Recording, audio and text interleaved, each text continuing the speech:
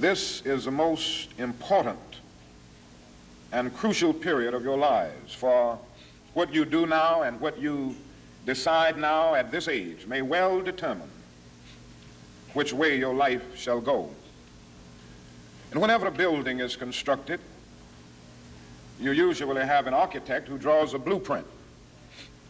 And that blueprint serves as the pattern, as the guide, as the model for those who are to build the building. And a building is not well erected without a good, sound, and solid blueprint. Now, each of you is in the process of building the structure of your lives. And the question is whether you have a proper, a solid, and a sound blueprint. And I want to suggest some of the things that should be in your life's blueprint. Number one, in your life's blueprint should be a deep belief in your own dignity, your own worth, and your own somebodyness. Don't allow anybody to make you feel that you are nobody. Always feel that you count. Always feel that you have worth. And always feel that your life has ultimate significance. Now that means that you should not be ashamed of your color. You know, it's very unfortunate that in so many instances our society has placed a stigma on the Negro's color. And you know there are some Negroes who are ashamed of themselves. But don't be ashamed of your color. Don't be ashamed of your biological features. Somehow you must be able to say in your own lives and really believe it, I am black but beautiful. And believe it in your heart.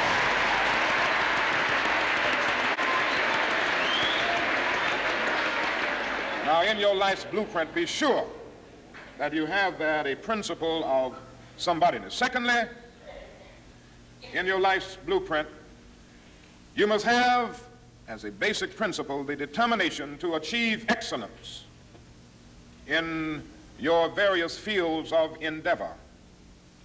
You're going to be deciding as the days and the years unfold what you will do in life, what your life's work will be. And once you discover what it will be, set out to do it and to do it well. And I say to you, my young friends, that doors are opening to each of you. Doors of opportunity are opening to each of you that were not open to your mothers and to your fathers. And the great challenge facing you is to be ready to enter these doors as they open. Ralph Waldo Emerson, the great essayist, said in a lecture back in 1871 that if a man can write a better book or preach a better sermon or make a better mousetrap than his neighbor, even if he builds his house in the woods, the world will make a beaten path to his door. That hadn't always been true, but it will become increasingly true. And so I would urge you to study hard, to burn the midnight oil.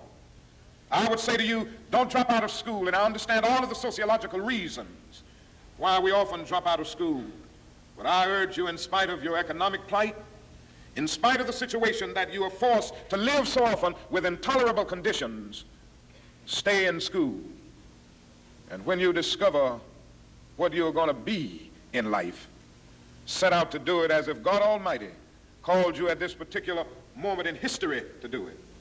And just don't set out to do a good Negro job, but do a good job that anybody could do.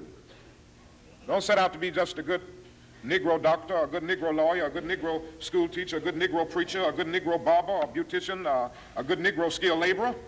For if you set out to do that, you have already flunked your matriculation exam for entrance into the University of Integration. Set out to do a good job and do that job so well that the living, the dead, or the unborn couldn't do it any better.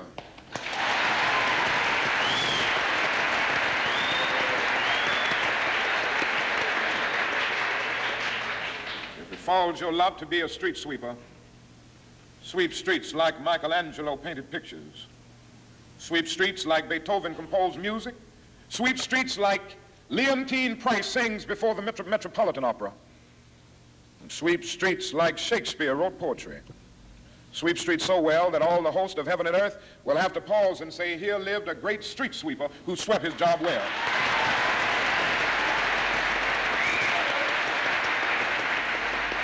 If you can't be a pine on the top of the hill, be a scrub in the valley. But be the best little scrub on the side of the rill. Be a bush if you can't be a tree. If you can't be a highway, just be a trail. If you can't be the sun, be a star. For it isn't by size that you win or you fail. Be the best of whatever you are.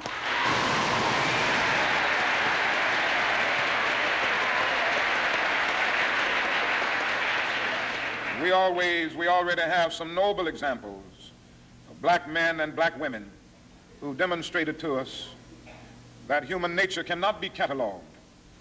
They in their own lives have walked through long and desolate nights of oppression, and yet they've risen up and plunged against cloud-filled nights of affliction, new and blazing stars of inspiration. And so from an old slave cabin of Virginia's hills, Booker T. Washington rose up to be one of America's great leaders. He lit a torch in Alabama, and darkness fled in that setting. Yes, you should know this because it's in your own city. From a poverty-stricken area of Philadelphia, Pennsylvania, Marian Anderson rose up to be the world's greatest contralto, so that a Toscanini could say that a voice like this comes only once in a century. And Sibelius of Finland could say, my roof is too low for such a voice, from the red hills of Gordon County, Georgia. And the arms of a mother who could neither read nor write, Roland Hayes, rose up to be one of the world's great singers and carried his melodious voice into the palaces and mansions of kings and queens. From crippling circumstances, there came a George Washington Carver to carve for himself an imperishable niche in the annals of science.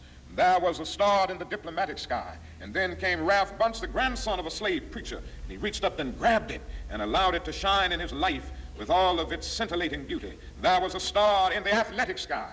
And then came Jackie Robinson in his day and Willie Mays in his day with their powerful bats and their calm spirits. Then came Jesse Owens with his fleet and dashing feet. Then came Joe Louis and Muhammad Ali with their educated fists. All of them came to tell us that we can be somebody, and to justify the conviction of the poet, fleecy locks and black complexion cannot forfeit nature's claim. Skin may differ, but affection dwells in black and white the same. And if I were so tall as to reach the pole, or to grasp the ocean at a span, I must be measured by my soul. The mind is the standard of the man. And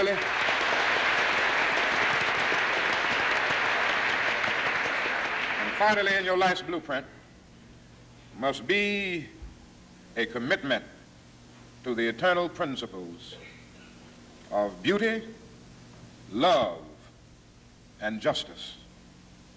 Don't allow anybody to pull you so low as to make you hate them. Don't allow anybody to cause you to lose your self-respect to the point that you do not struggle for justice. However young you are, you have a responsibility to seek to make your nation a better nation in which to live. You have a responsibility to seek to make life better for everybody. And so you must be involved in the struggle for freedom and justice. Now, in this struggle for freedom and justice, there are many constructive things that we all can do and that we all must do.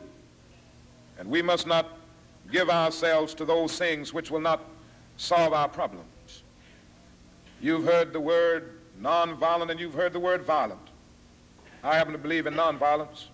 We've struggled with this method with young people and adults alike all over the South, and we have won some significant victories, and we've got to struggle with it all over the North because the problems are as serious in the North as they are in the South.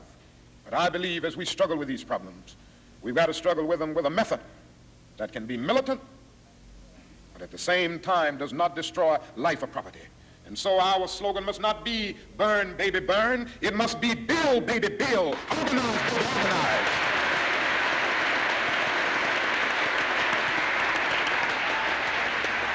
Yes, our slogan must be learn, baby, learn, so that we can earn, baby, earn.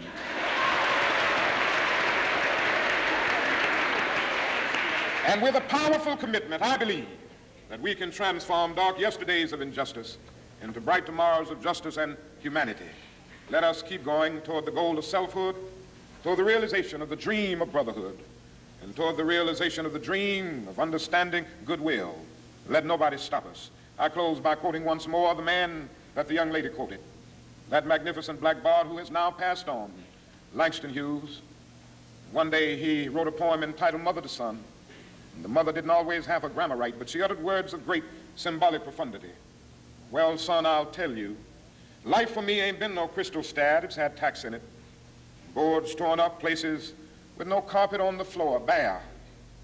But all the time, I's been a-climbing on and reaching landings and turning corners and sometimes going in the dark where there ain't been no light. So, boy, don't you stop now. Don't you sit down on the steps because you find this kind of hard. But I's still going, boy. I's still climbing. And life for me ain't been no crystal stair. Well, life for none of us has been a crystal stair, but we must keep moving. We must keep going. If you can't fly, run. If you can't run, walk. If you can't walk, crawl, but by all means, keep moving.